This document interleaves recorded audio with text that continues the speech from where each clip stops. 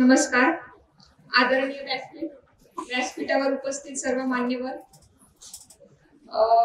माझे गुरुवर्य माननीय धनंजय आकाश सर, कृष्णा संस्थेचे संचालक श्री अभिजित धर्माधिकारी सर, आपल्या इथे उपस्थित श्रीमती अपर्णा गीते मॅडम पोलीस उपायुक्त आणि कविवर्य राऊत सर, तसेच आज सर्व सत्कार स्वीकारण्यासाठी उपस्थित यशस्वी विद्यार्थी त्यांचे पालक आणि त्या खुर्चीवरून ह्या खुर्चीपर्यंतचा प्रवास करण्याचे स्वप्न मनात घेऊन आलेले तुम्ही सर्व विद्यार्थी, या सर्वांचे मी आज आभार मानते की तुम्ही सर्वांनी मला इथे प्रमुख पाहुणे म्हणून बोलवलं आहे. खरं तर हा माझ्या कुटुंबाचा कार्यक्रम आहे आणि कुटुंबाच्या कार्यक्रमामध्ये प्रमुख पाहुणे येणं म्हणजे थोडं ऑकवर्ड सिच्युएशन आहे.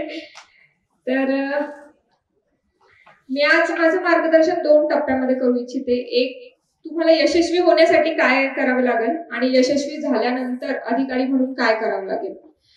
सर्वप्रथम तर मी तुम्हाला माझा परिचय दिलाच आहे. 2014 मध्ये मी माझं कम्प्युटर सायन्स कंप्लीट केलं, engineering, government college of engineering Aurangabad येथून.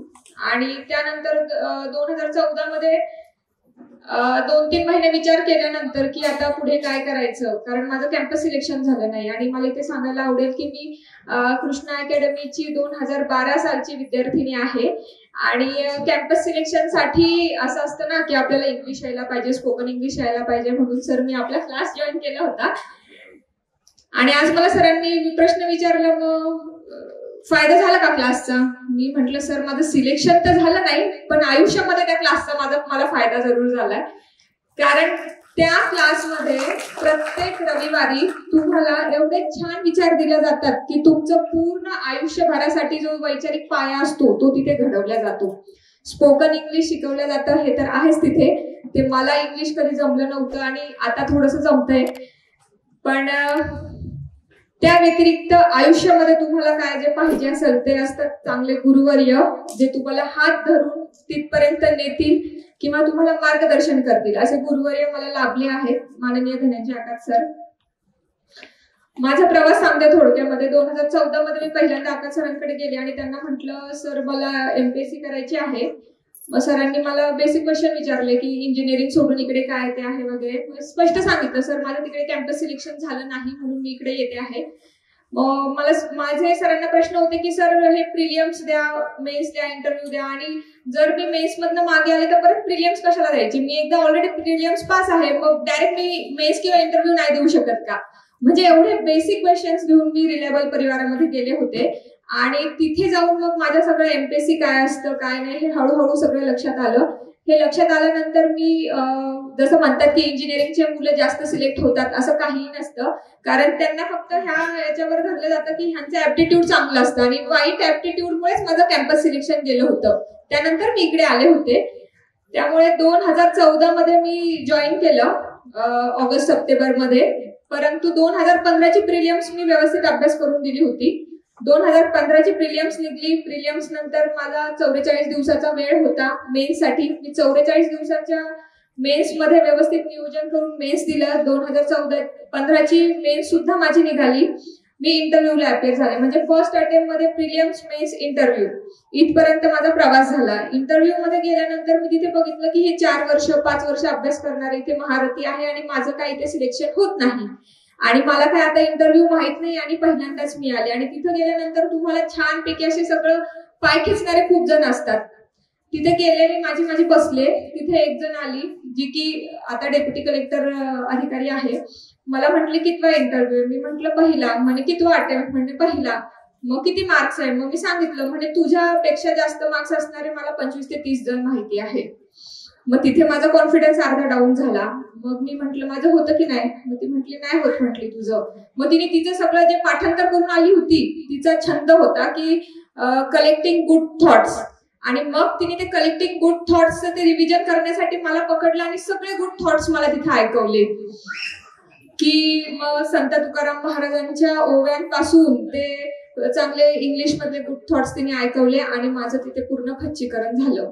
आणि मग मी आतमध्ये पॅनलवर गेले. पॅनलवर बघितलं तर माननीय श्री विश्वास नांगरे पाटील सर तिथे होते पॅनलवर, आणि त्यांनी विचारलेल्या प्रश्नाचं मी व्यवस्थित उत्तरं दिली. आणि रिझल्ट आल्यानंतर माझा रिझल्ट नाही आला. 19 मार्क्सनी माझा तेव्हा रिझल्ट गेला, पण माझ्या लक्षात आलं की तेव्हा मला 65 मार्क्स दिले 100 पैकी, जे की खूप चांगले मार्क्स आहेत इंटरव्ह्यू मध्ये, आणि त्या मुलीला 57 मार्क्स दिले.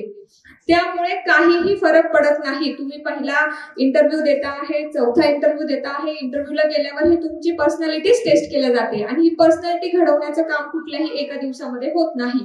त्यासाठी काय काय गोष्टी लागणार आहे हे मी तुम्हाला आज सांगेन. सगळ्यात पहिलं तर तुमचं वेळेचं नियोजन पाहिजे. एवढं बेसिक नियोजन करा की तुम्हाला आजपासून जर 3 महिन्याने प्रिलियम्स असेल तर त्या 3 महिन्याच्या काळामध्ये प्रत्येक दिवसाचं तुम्ही नियोजन केलं पाहिजे. माझं 2015 सालपासूनचे सगळ्या नियोजनच्या डायरी अजून तशाच आहेत. प्रत्येक दिवसाचं नियोजन पाहिजे, प्रत्येक टॉपिकचं नियोजन पाहिजे. एक्झाम आल्यानंतर तुम्ही किती दिवस आधी तुम्ही रिव्हिजन करणार आहे त्याचं सुद्धा तुमचं नियोजन पाहिजे. तुमच्या प्रत्येक एक्झामच्या नोट्स तयार पाहिजे. 2 नोट्स तयार पाहिजे. एक की जे तुम्ही स्पीड मध्ये परीक्षेला जाता जाता एक दिवस आधी एक 10-15 मिनिटात वाचणार, आणि एक तुमच्या की डिटेल्स नोट्स असणार. त्यामुळे ह्या नोट्स सुद्धा तुमच्या तयार पाहिजे. त्यानंतर वेळेचं नियोजन कसं करायचं. वेळेचं नियोजन जसं मॅडमनी सांगितलं, तुम्ही किती तास अभ्यास करता हे महत्वाचं नाहीये. तुम्ही किती तास अभ्यास करता हे अजिबात महत्वाचं नाही. तुम्ही कसा अभ्यास करता हे महत्वाचं आहे.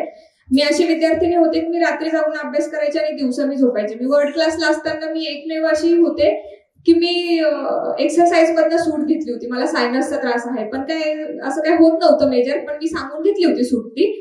आणि मी सकाळी 9ला रिडिंगला जात होते. 9ला रिडिंगला गेले, त्यानंतर मी 1 तास तिथं जाऊन मेडिटेशनच करत बसत होते. विपश्यना केली होती 2दा, त्यामुळे 1 तास मेडिटेशनचं म्युझिक लावायचं आणि तिथं मेडिटेशन करायचं. त्या वेळेपर्यंत मुलांचा 6 तास ऑलरेडी 5 वाजता येऊन अभ्यास झालेला असायचा.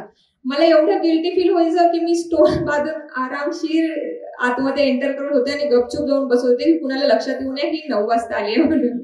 आणि मग मी माझा 9 ते 10 मेडिटेशन झाल्यावर 10 वाजता आरामशीर अभ्यास चालू करणार, 2 वाजता टिफिन खाणार, 3 वाजता झोप काढणार, आणि मग 4ला माझा अभ्यास चालू होत होता.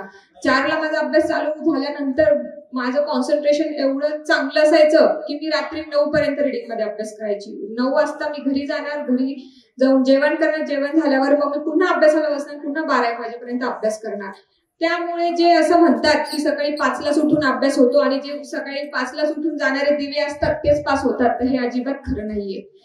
तुमचं एक बायोलॉजिकल सायकल असतं, ते तुम्ही ओळखायला पाहिजे. तुमचा स्वभाव ओळखायला पाहिजे. तुम्ही आधीपासून कशा प्रकारे अभ्यास करता हे ओळखायला पाहिजे, आणि त्याप्रकारे तुम्ही स्वतःचं नियोजन स्वतः करायला पाहिजे वेळेचं.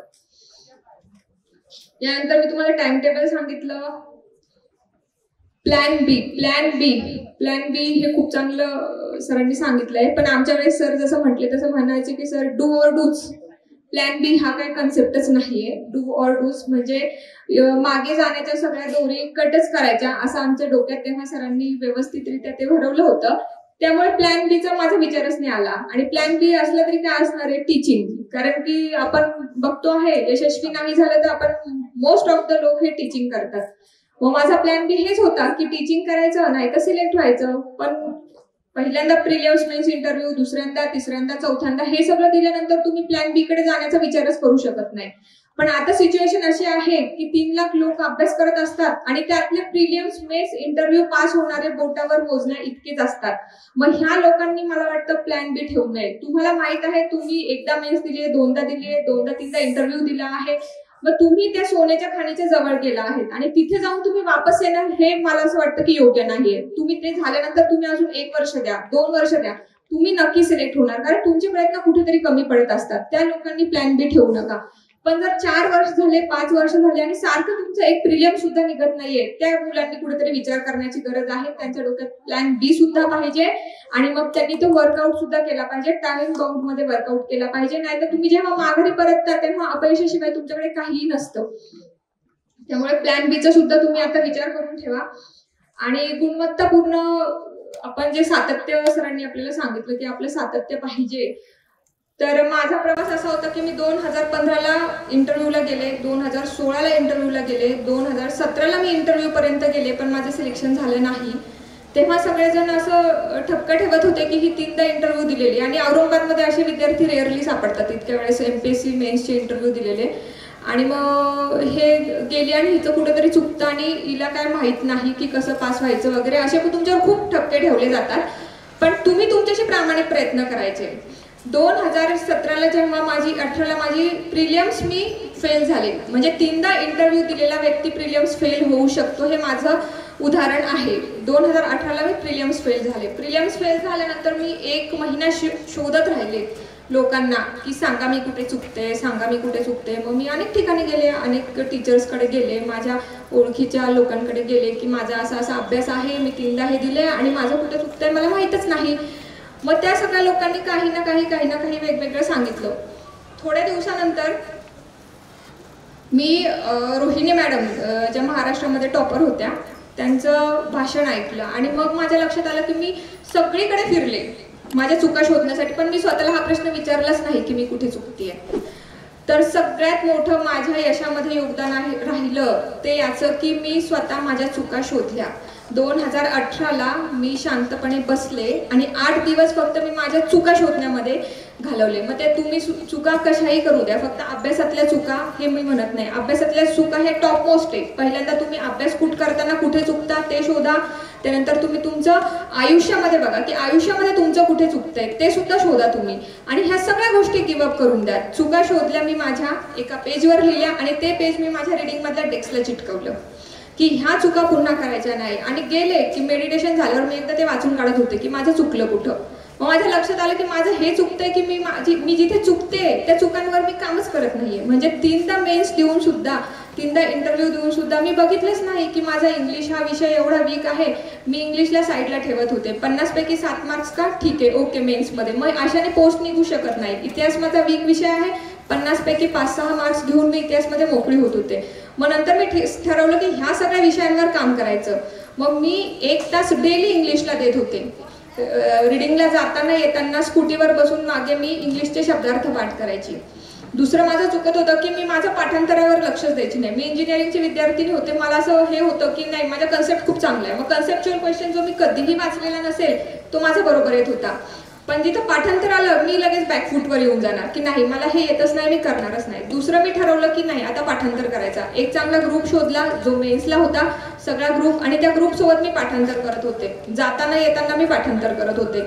मग ह्या 2 चुकांवर मी काम केलं आणि ह्याचा परिणाम असा झाला की माझं डेप्युटी कलेक्टर 3rd रँकने सिलेक्शन झालं. हे जे मार्क्स माझे जात होते, ही जी भीती होती माझी, ही फक्त माझी भीतीच होती इंग्लिश विषयामधली. नंतर माझ्या लक्षात आलं की इंग्लिशमध्ये मला 50 पैकी 40 मार्क्स आलेत आणि जे की 7 आणि 8 मार्क्स येत होते, आणि मराठीमध्ये कमी मार्क्स आले. म्हणजे माझा जे काही आपण हे फोबिया पकडतो तो विषयाबद्दलचा तो आपल्या मनातच असतो. मग ते आपण आपल्या चुकांवर काम करण्यासाठी काय काय करावं लागेल. मग तेव्हा मी ठरवलं की नाही पुण्याला जायचं. मग पुण्याला क्लास अफोर्ड नाही करू शकत, थोडं 2 महिन्यासाठी जा, ट्रॅव्हलिंग, सगळं एन्व्हायरमेंट चेंज होतं. मी नेहमी घरीच राहिली आहे, मग मला ते होमसिक फील होणार. मग ह्यासाठी काय करायचं, माझ्या नशिबाने पुण्याचाच क्लास इथे औरंगाबादमध्ये आला आणि मी तो क्लास जॉईन केला. त्याने मला कॉन्फिडन्स आला आणि मग मी पुन्हा इंग्लिशचा अभ्यास चालू केला. त्यामुळे सगळ्यात महत्त्वाचं तुम्ही करताना तुमच्या चुका शोधा आणि चुकांवर काम करा, नोट्स काढा. आणि ह्याशिवाय मी आता जसं सरांनी सांगितलंच आहे की तुम्हाला सगळ्यांचा सपोर्ट महत्त्वाचा असतो, पण आपल्या आयुष्यामध्ये काही महत्त्वाचेच लोक असतात की ज्यांच्याकडे आपण लक्ष द्यायला पाहिजे. एकदा मला एक प्रसंग आठवतो, 2019च्या मी मेन्सला गेले होते. माझ्यासोबत अजून एक विद्यार्थिनी माझी मैत्रीण होती जिवलग, आणि तिने मला तिथे भेटली आणि मला म्हटली श्रद्धा आता यावेळेस बघ म्हणे 3 इंटरव्ह्यू ऑलरेडी झाले, यावेळेस आता निघलं पाहिजे हा, अशी मला ती बोलली बाहेर. मी आतमध्ये गेले, पाणी पिले आणि पेपरला बसले. आणि त्यावेळेस असं झालं, माझं एवढं मानसिक खच्चीकरण झालं, पण मी ठरवलं यावेळेस नाही निघले ना तरी काही फरक पडत नाही. ही जी बोलली आहे ही माझ्या आयुष्यामध्ये नंतर येणार आहे का मला बोलायला, किंवा ही माझ्या पाठीमागे पण बोलली त्यांनी मला फरक पडणार आहे का नाही. मग अशा विद्यार्थ्यांचा जर आपण अभ्यासात पेपर देताना फरक पडून घेतला तर ह्याचा आपल्या मार्क्सवर परिणाम होतो ना. त्यामुळे अशा बोलणाऱ्या लोकांकडे अजिबात लक्ष द्यायचं नाही. ही लोक एकदा तुमच्या आयुष्यात मागे पडल्यानंतर कुठेही तुम्हाला दिसत नाही. त्यामुळे स्वतःवर विश्वास ठेवायचा. पेपरला जाण्याच्या आदल्या दिवशी सरांनी जर सांगितलं की डेडलाईन ठरवून घ्या, तसं मी माझी डेडलाईन ठरवली होती. 2019ची एक्झाम ही माझी शेवटची एक्झाम. जाताना मी सगळ्या पोस्ट मोजल्या किती आहे जागा, त्यातली सगळ्यात लेडीजच्या जागा मोजल्या, त्यातल्या सगळ्यात शेवटची जागा कोणती आहे, नायब तहसीलदार. 79 जागा होत्या. मी ठरवलं त्या 79 जागेमधली एक जरी मला जागा मिळाली तर मी MPSCचा अभ्यास सोडून देणार. हे त्या दिवशीच ठरवलं होतं. कारण आयुष्यामध्ये करण्यासारख्या एवढ्या गोष्टी असतात की तुम्ही एकाच ध्येयामागे तुमच्या आयुष्यातली 10 वर्ष खर्चिक पाडून चालत नाही. तुम्हाला प्रशासनात आल्यानंतरही अनेक प्रकारची कामं करायला लागतात. त्यामुळे तुमचा प्रवास हे तुम्हाला कुठपर्यंत करायचा आहे हे तुम्ही तुमचं डेडलाईन ठरवून घ्यायला पाहिजे. आणि प्रशासनात आपण आल्यावर काय केलं पाहिजे. आता सगळ्यांना, आता इथे जे सत्कार मूर्ती आहेत त्यांचं सर्वांचं मी अभिनंदन करते. प्रशासनामध्ये त्यांचं माझ्याकडनं वेलकम आहे. आणि मॅडमनी जसं सांगितलं प्रशासनामध्ये आल्यानंतर आपल्याला काय करायचं आहे, तर तुमचा आता हा जो सत्कार झाला आहे, तुम्ही जेव्हा जॉईन करणार तिथं आओ बहारा फुल बरसाओ असं अजिबात नसतं, किंवा कोणीतरी तुमच्यासाठी पायघड्या घालून ठेवल्या असं अजिबात नसतं. जेव्हा मी सिलेक्ट झाले तेव्हा सगळे सत्कार वगैरे झाले, कोरोना होता, नंतर आम्ही 2 महिन्यानंतर जॉईन झालो, अधिकारी झालो, याचा खूप मोठा फील येतो. आणि हा फुगा फुटतो तो जॉईन झाल्यानंतर. पहिल्या दिवशी मी जॉईन झाले महानगरपालिकेमध्ये नांदेडमध्ये, आणि तिथं पहिल्या दिवशी सगळ्या पदाधिकाऱ्यांनी, आम्ही जॉईन होणारे 3 लोक होतो, सहाय्यक आयुक्त, सगळे पदाधिकाऱ्यांनी 80 लोकांनी बोंबाबोंब केलं की ह्यांना जॉईन करून घ्यायचं नाही. म्हणजे तुम्हाला हे लक्षात येईल की प्रशासनात येणं हे जे एक आपण फक्त पायरी चढतो, प्रशासनात आल्यानंतर आपल्याला हा अख्खा जिना चढावा लागतो.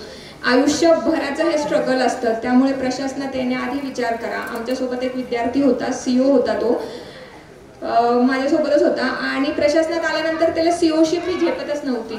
त्या विद्यार्थ्यांनी परत अभ्यास केला SC/ST होण्यासाठी.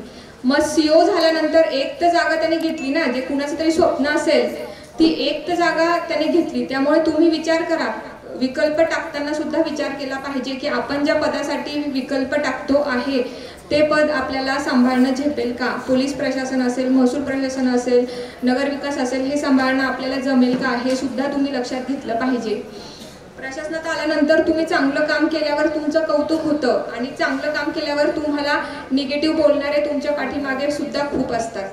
पण आपण नेहमी हे चांगलं कामच केलं पाहिजे.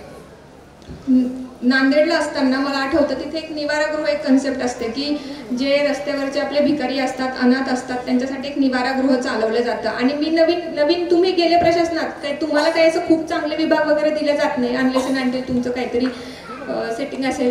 तर मी गेले तिथे आणि मला ते निवारागृह दिलं. निवारागृह म्हणजे असं होतं की तिथे कुणीच राहायला येत नव्हतं, आणि अनेक वर्ष तिथे कुणीही पाय ठेवलेला नव्हता. खराब झालेल्या गाद्या वगैरे, असं एकदम धूळ खात पडलेलं, बंद टॉयलेट्स 8-10 अशी तिथली हे होती. मी बघून अचंबित झाले की हे काय चालू आहे आणि हे वर्षानुवर्ष काय चालू आहे. आता आपण प्रशासनात गेल्यानंतर किती चांगलं काम करू शकतो ह्याचं उदाहरण मी तुम्हाला देते. ते गेल्यानंतर ते टेंडर मी कॅन्सल केलं. ते टेंडर कॅन्सल केल्यानंतर मला पार जीवे मारण्याच्या धमक्यापर्यंत विषय आले, तरीही मी कुठेही डगमगले नाही. आणि ते टेंडर कॅन्सल केल्यानंतर चांगल्या व्यक्तीला काम दिलं, त्याला हेच सांगितलं की मला हे निवारागृह नवीन कोरं करून पाहिजे.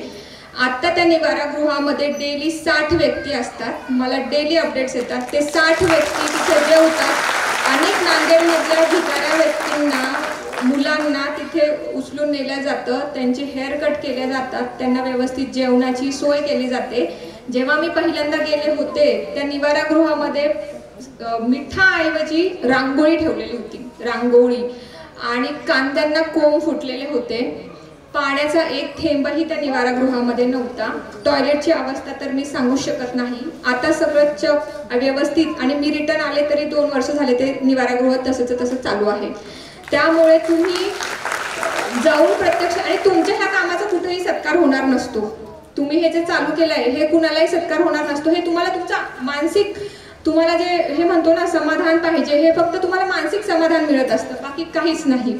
त्यामुळे प्रशासनात आल्यानंतरही तुम्ही सर्वांनी लक्षात हे घ्या की मॅडमने सांगितलं की आलेल्या प्रत्येक व्यक्तीला आपण चांगलं, योग्य मान सन्मानाने ट्रीट केलं पाहिजे. आपण त्यांना सर्व्हिस देत असतो. ते आपल्याकडे कुठल्याही प्रकारची काही डिमांड करत नाही. आपण त्यांना सर्व्हिस प्रोव्हायडर असतो. त्यामुळे आपण त्यांच्याशी खूप सभ्यतेने वागलं पाहिजे. अशा प्रकारे मी आता मला जे टॉपिक दिले होते बोलायला, त्या टॉपिक्सवर तर मी बोलले आहे. आणि अजून एक तुम्ही सांगाल की जिद्द आणि आत्मविश्वास हे तुमचा कधीही डगमगू द्यायचा नाही. मला आठवतं की मी प्रत्येक वेळा फेल झाल्यानंतर कुठला तरी आध्यात्मिक क्लास करत होते. मी 2दा विपश्यना केली, त्यानंतर 2दा आर्ट ऑफ लिव्हिंगचे क्लासेस केले आणि आध्यात्मिक क्लासेस मी प्रत्येक वेळेस जाऊन करत होते. प्रत्येक वेळेस जेव्हा मला अभ्यास करताना सतत तुम्ही 4 वर्ष एकच पुस्तक वाचताय, तुम्हाला बोरच होणार. मग तुम्ही काय करणार, प्रत्येक वेळेस छोट्या छोट्या गोष्टींचा आधार घ्यायचा. खूप मोठं काहीतरी करायला जायचं नाही, छोट्या छोट्या गोष्टींचा आधार घ्यायचा. तुम्हाला असं वाटलं की नाही आता मी काहीच करू शकत नाही, एखादं मोटिवेटेड सॉन्ग ऐका.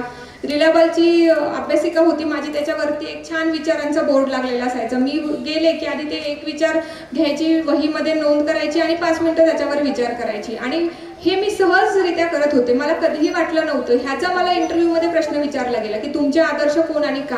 तेव्हा मी सांगितलं की माझे आदर्श स्वामी विवेकानंद, कारण त्यांचे विचार रोज उचलून मी वहीमध्ये लिहित होते. आणि ते विचार आपण आपल्या जीवनामध्ये थोडाफार का होत नाही पण काहीतरी अंमल करतोच ना. त्यामुळे असं नेहमी तुम्ही मोटिवेटेड जे राहतात ते असं छोट्या छोट्या गोष्टीत न व्हा की चला आता आपल्याला असं एक वेळ येते की मी आता काहीच नाही करू शकत, तेव्हा तुम्ही तुमच्या गुरुजनांकडे जा. मी असं बऱ्याच वेळा आकाश सरांकडे येत होते की सर मी आता काय करू. मग सर मला समजावून पण सांगायचे आणि तेवढेच मला असे गोड शब्दामधनं फटके पण द्यायचे.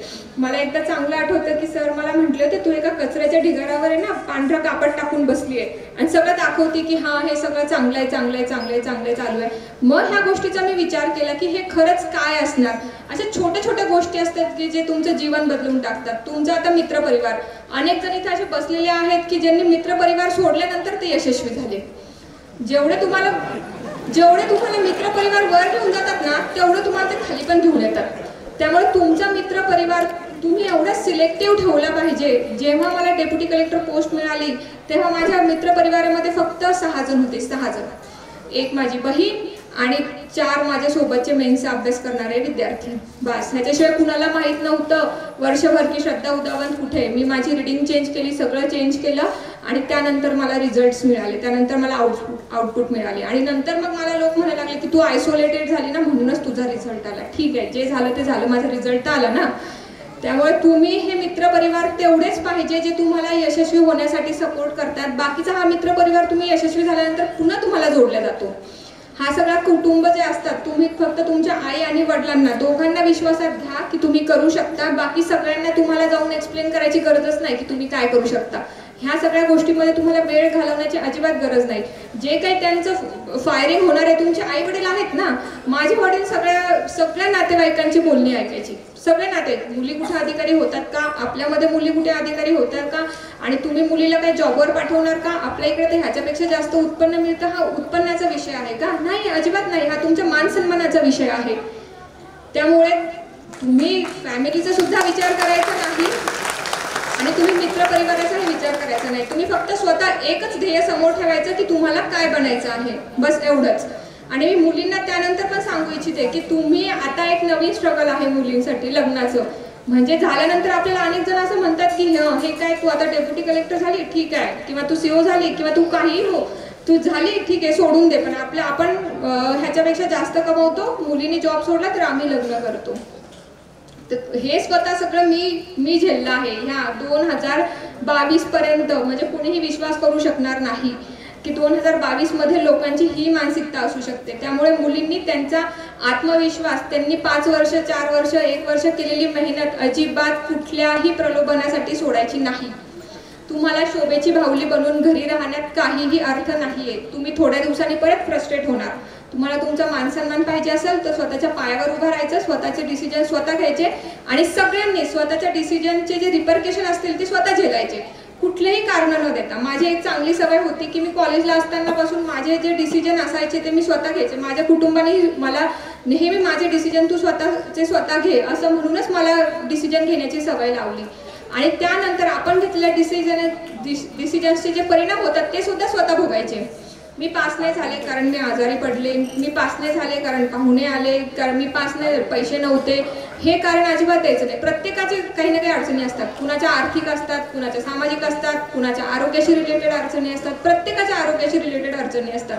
माझ्या सामाजिक काही अडचणी नव्हत्या, फायनान्शियली काही अडचणी नव्हत्या, पण माझ्या हेल्थ रिलेटेड इश्यू होते की मला 44 दिवसात मेन्सचा अभ्यास केल्यानंतर मी एवढी फ्रस्ट्रेट झाले. मेन्स तर निघाली पण तेव्हा मला मायग्रेन झाला आणि मायग्रेन झाल्यानंतर लिटरली 1 महिना मी डेली 10 गोळ्या खायची, सकाळी 5 संध्याकाळी 5. आणि ह्या सगळ्या ह्याला सामोरं जाता जाता तुम्हाला एक दिवस यश मिळतं. मग ह्याचं कुठेही तुम्ही भांडवल करण्याची आवश्यकता नाहीये की माझ्याकडे पैसे नाहीये, फॅमिलीचं आर्थिक पाठबळ नाही. तुम्हाला पाहिजे असेल तुम्ही सर्वांना विश्वासात घ्या. तुमचं फायनान्शियल तुम्ही वीक असाल, इथं अनेक जण आहेत ज्यांनी की नोकरी करून त्यांचं यश मिळवलं आहे. त्यामुळे कुठलीही कारणं न देता तुम्ही तुमचा अभ्यास केला पाहिजे. त्यानंतर मॅडमने जसं सांगितलं की पोलीस प्रशासनाबद्दल, तसं महसूल प्रशासनामध्ये आलेले ते खूप जण आहेत, तलाठी झालेले ते खूप जण आहेत. त्यांना मी सांगू इच्छिते की तलाठी हा शासनाचा चेहरा मोहरा आहे गावामध्ये. गावातील लोक तुम्हाला बाकीच्यांना कोणीही ओळखणार नाही, पण ते तलाठ्यांना बरोबर ओळखतात. भाऊसाहेब म्हणून ते तलाठ्यांना बरोबर ओळखतात. त्यामुळे इथल्या सर्व तलाठ्यांना मी सांगू इच्छिते की त्यांनी गेल्यानंतर सगळ्या लोकांना चांगल्या प्रकारे ट्रीट करणं, त्यांचे काय समस्या असतील त्या समस्या सोडवणं, ह्या सगळ्यांना तुम्ही प्रायोरिटी दिली पाहिजे. ठीक आहे, एवढं बोलून मी आता माझे 2 शब्द संपवते. धन्यवाद.